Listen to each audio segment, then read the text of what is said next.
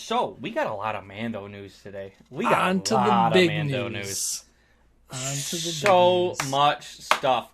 Uh, it's the lowest costing Star Wars since Disney took over. So the least amount of budget, the lowest One budget of hun- all Star Wars content. $166.4 million. The Acolyte was like 280 something like that. 280 million. Andor was in the 600s. But that was a long season and huge episodes. $66.4 million to Pedro and $100 million for the entirety of the rest of the movie. I mean, No, I'm just kidding. we don't know. We don't know. Right. Right.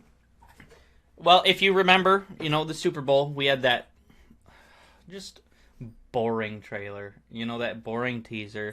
That not a lot teaser. I liked it. I liked it. I liked the teaser. It just was nothing, Right. And on the 16th, for us it was yesterday, they put out another teaser saying that a trailer was coming out today, the 17th. I was so excited because we called it. I said within a week. Yeah, we did. Yeah. But here's the thing though. This is the one thing before we get into the actual trailer that I didn't get. You come out with this teaser during the Super Bowl, and then a week later you come out with a little snippet teaser that says, "Hey, trailer tomorrow." Why not just put at the end of the Super Bowl trailer, "Hey, trailer coming out on February 17th." Yeah. Then you don't have to do the little one before it. Like everybody be like, "Oh shoot, like that's awesome! Like we got this little thing that has nothing to do with the movie, but it told us the trailer's coming out. That's hype, right?" But no, you do this thing unrelated to the movie, and then you have a teaser come out the day before. Like for what? There's already plenty of people subscribed to that YouTube channel. I don't think you need to tell all of them that there's a trailer coming out tomorrow. Back to the budget. It's $66.4 million to Pedro, $10 million to produce and buy the Super Bowl. yeah. Dang it. So this movie really only cost $90 million. Right. So with the trailer, though, some of the things that we noticed, and we're probably going to miss some. So for sure, if there's something that anybody else noticed, please leave a comment. Definitely would love to hear some of the things that we maybe didn't catch. Yeah. But the intro to the trailer had like the classic Apocalypse Now scene. This scene was also referenced in Force Unleashed. So Star Wars has used it a couple times. It's an awesome reference. I like the whole cinematic look of the ships with the sun behind it setting and stuff like that. It's pretty cool. Yeah, for sure. It's a great shot. Of course, I missed one of the X-Wings at the very last frame. But 3 X-Wings in the shot and a Y-Wing, crazy. Yep. Love to see it. Love to see the return of the Y-Wings. There's a new Razor Crest, which, I mean, I loved his Naboo starfighter, but for a bounty hunter, you can't carry anything. And then you got Grogu chilling in a little tiny dome right behind you, like an original droid dome, right? Like without the top. Yeah. So the top was like a makeshift thing to cover it, and like you can't bounty hunt and capture people in a 2-person ship, and in the little Naboo starfighter, whatever the fighter ship, like it's not like you can go and be like. You can't go and be like, "Hey, you know what? I'm just gonna I'm tired. Let me go chill in my cot in the back here." Yeah, I can't set it to autopilot. And then just fall asleep, I mean, what am I going to do? Here, bink, autopilot. Yeah, right. And just fall asleep like this? No, that ain't comfortable. Your legs, you're going to get a blood clot. Come on. Now, we have seen a lot of people talking about, it's convenient that he got his ship back and stuff like that. And, from the stuff that we know, this Razor Crest, the actual ship, is not like a one-of-a-kind ship. It's not like it's nowhere else in Star Wars, right? Like this at one point in time was a very common dropship that was used in the Clone Wars, correct? I don't know if it was used in the. I've never Or before. Clone Wars era, I think It was what the I read. era. Yeah, we've never seen the ship before, but like he gave a specific reason for liking the ship. So like, of course, I mean, if my Camaro blew up, I'm still gonna go try to. I'm gonna buy the same year Camaro because I don't like the new Camaros. So like, Fair, fair. I'm gonna stick with what I like, and he's doing the same thing. I So I'm just sorry. It was before the Galactic Empire. Yeah, yeah. it's ST-70 assault ship. So Okay. it's not like Okay. it's not known. It's not a ship that was ever used, right? Like this is a ship that potentially there could be plenty of other ones out there if they've been restored or Yeah. whatever. So I wonder Yeah. if he gets it from like Zeb. Oh, yeah. Yeah, it could be. Maybe Zeb has a few of these ships or something, or one of them that he's Yeah. fixed up. Or Sigourney Weaver's character. Who knows? Yeah, Who knows what's maybe gonna it's just happen? part of her group for sure. Yeah. Who knows what's gonna So happen? we got a scene on a planet that we're not sure what it is. It could be Coruscant, it could be Dayu, or somewhere new. I think a lot of us, including you, like we're thinking it's probably Dayu, right? Yeah, it could be Dayu, or I heard I was listening to some after the trailers came out after you left. I was listening to some YouTube videos about it, and it sounds like a few people are thinking it's a planet called Nar Shaddaa, which is like a moon of Nalhutta, which is the Okay. Hut homeworld. Not Homeworld. Yep. So if we're looking for the huts, and it's in Clone Wars, there's an episode where you go to Nalhutta, and it looks somewhat like that Dagobah esque planet that we're on. So like this could be that moon of Nalhutta. So Okay. All right. or it Fair might be enough. vice versa. It might be Nar Shaddaa is the planet and the moon is Nalhutta, but I don't. I Not sure. I'm No, not no sure. worries. Yeah. Anyway, yeah. So I mean, but we also have Dayu in the concept arts. So it's literally it's a toss up at this point. Right. It's a And it could toss be up. Coruscant because Coruscant at this point in time is no longer Galactic Republic. Like the Republic is not there. The Empire isn't on that planet. From what everything that we know at this point in time, Coruscant's been overrun by like syndicates and stuff like that. Like it's fallen and it's not a great place anymore, right? Yeah. So this could be going back to Coruscant. Like there's a lot of different options. Like none of them would surprise me, but yeah, Yeah. it'll be interesting to Yeah. see. It could all. What I thought is it could also be the planet from Tales of the Underworld where Cad Bane is. I think it's called Duro or Duros, which is Duros, I crazy think. because Okay. like you, what are you just gonna call the planet and the people Duros? Because Cad Bane's a Duros, so like Maybe. I'm not an Maybe. Earth, you know. You're an Earthling. Okay, yeah. Well, Duros and Duros. So Okay, but what's the plural of Lego? Lego. So sometimes the plural is the same I'm as the playing singular. Legos. I'm playing with No, my Legos. there's no such thing as Legos. Look it up. Okay. Look it up. I don't know what to tell The you, man. plural of Lego. Lego will tell you the plural of Lego is Lego. Speaking of this next shot, there is an Ardenian fry cook, somewhat like Rio from Solo, the forearm guy. He is voiced by Martin Scorsese, which Martin I Scorsese. had no idea. I had no idea, but I'm excited to see this. I like this species. They've just been living in my head rent free for since Solo came out. It's just crazy. It's crazy. Yeah, yeah. Then we have the Hutt twins from the Book of Boba Fett, who are just flanked by two mech guards, like giant mech guards. I think there's some outside the door before it opens, Yeah. and then there's two Yep. looks like behind them. So they've definitely got some kind of security. Dude, they've got a huge security detail. They're huts, Right. dude. They're huts. They got a bunch of freaking I'm gonna dang it, the Hulk Busters from freaking Oh Avengers. yeah, yeah, yep, yep, yep, yep, yep, yep, yep. Yeah, that's good. That's good. So it looks like we also have quite a bit of scenes in the trailer, at least, where Mando does not have a helmet on. So Yeah. it leads me to wonder a couple things. One, is he going to have to do the bath thing all over again? Can he do the bath thing all over again? Right? Because now he's got to admit that, like, other living creatures have seen his face again. Yeah. Are we gonna see the mythosaur again? Maybe. Yeah. Speaking of mythosaur, I made these cups. Bam. Yeah, I have one.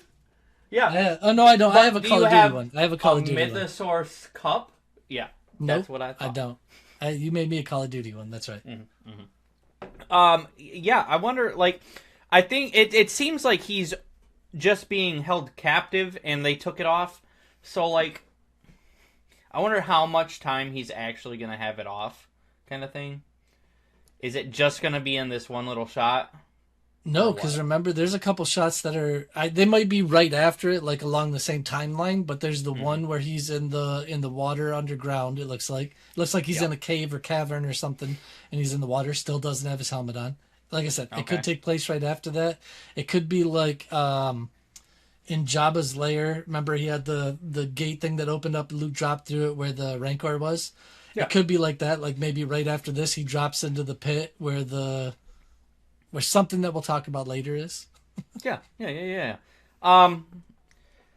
Well, the next shot we had, it looks like, I mean, if we're gonna go with what we've seen so far, we've seen AT-ATs, we've seen Tauntauns, we've seen Snow. I'm just gonna call it Hoth. It could be Ilum, because we know stuff's going down there to make things Starkiller Base. But yep. I'm just gonna call it Hoth. We have an all-terrain, an ATMD, an all-terrain mouse droid. I love it. That thing got some monster truck wheels on it, dude. It's beefy. Bro, he disintegrates that thing. Like, he doesn't just, like, it's not like it crunches or anything. Like he tears it apart. Yeah. That was crazy. Then we have the I guess I didn't get a slide for it. We have the hunter killer droids, which are HK-47 from Knights of the Old Republic, and the droids that flanked Michael Biehn and what's her name, Morgan Elsbeth in Ahsoka, in Mando. Okay. The droids that were fighting Mando in those episodes were the hunter-killer droids. So we have the same ones. Spoiler alert from the last slide that was supposed to be there, we have Embo. Embo, dude. More to come. Do we think that he's going to be the big bad in this one? Or... I don't think so. I don't think so. I think he actually might help Mando and Grogu. I think he might be. Yeah. I think the scene, because it's dark and ominous, it makes you feel like he's a threat. But I don't think he is. I don't think he's a threat. I think he's going to be on their side, personally. Yeah, but I could be wrong. Gotcha. Okay. Next, Rada the Hutt from the Clone Wars movie. Little Stinky, you just watched that movie. Stinky got beefcakey. Dude, Little Stinky got shredded. That dude was like, he's like, I'm not on my father's diet. I'm on that shredded diet. I'm not eating those little frog things all the time, You know what this kind of reminds me of? The Hulk versus Thor scene. Oh my gosh. Yeah. Yeah, it does. It literally just hit me right now, but it also reminds me of in one of the Boba Fett in a comic book, Boba Fett paints his armor all black and enters this arena and that's why everybody calls him Arena Fett, because he's just all blacked out. I want to make that costume so bad. All blacked out Boba Fett. He enters in a gladiator arena to earn money to get his ship repaired or something. I don't know. Does he paint it black so he's disguised and people don't know it's him? Yes, and he calls himself Django. Oh, okay. Dang. Yeah. Yes. Gotcha. Such a cool look. I haven't read it. I feel terrible. I haven't read the Boba Fett comic. I'm a huge Boba Fett nerd, and I haven't read this comic yet.